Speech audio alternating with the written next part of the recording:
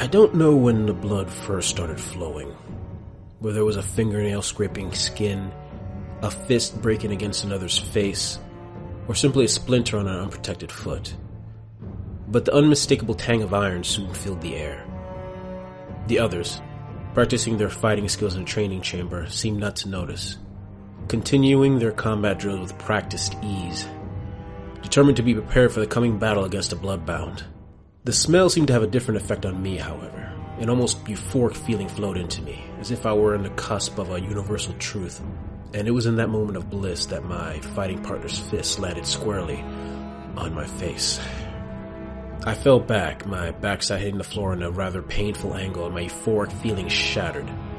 Looking up, I saw the shock on my partner's face, accidental injury being the last thing he expected.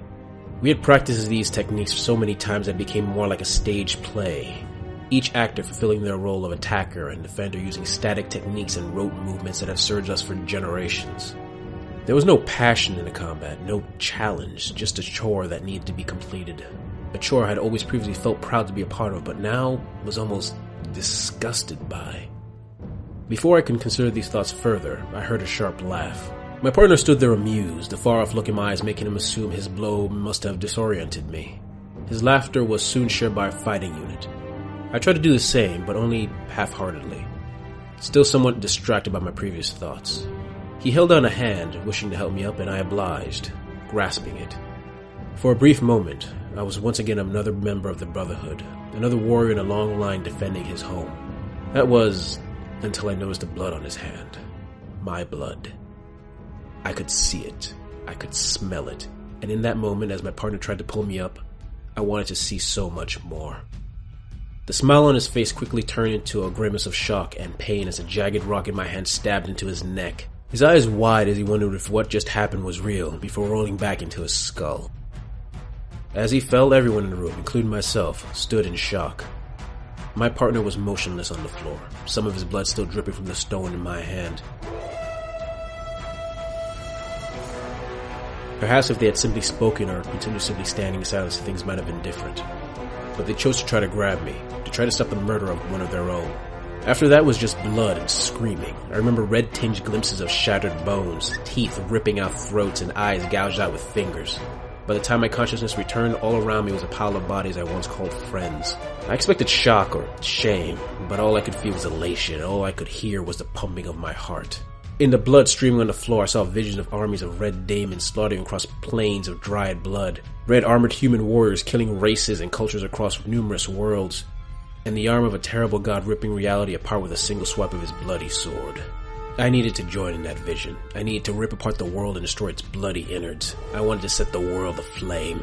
And in that moment of clarity, I knew what I would need to do to make that happen.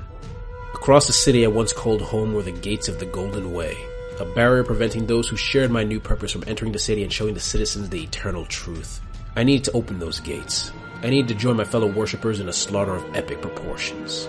To scream out in a mighty roar, blood for the blood god.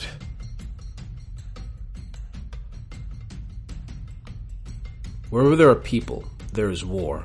Whether through duels, skirmishes, or full-blown battles, blood from the defeated and the victorious spill across the realms, leaving a legacy of bloodshed and death. It is these actions that fuel Khorne, one of the most powerful and single-minded of the Chaos Gods. To ensure this tide of destruction continues, he employs an army of slaughter to bring death across the battlefield. It is within these ranks where you will find great champions of slaughter, both human and demonic.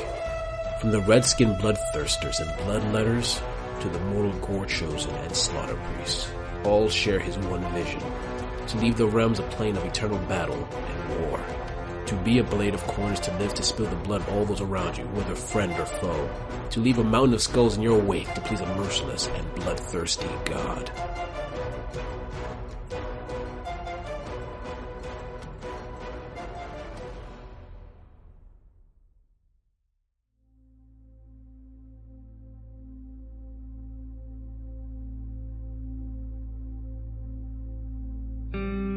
Hey guys, this is Arvandis, and I want to say I hope you enjoyed this video.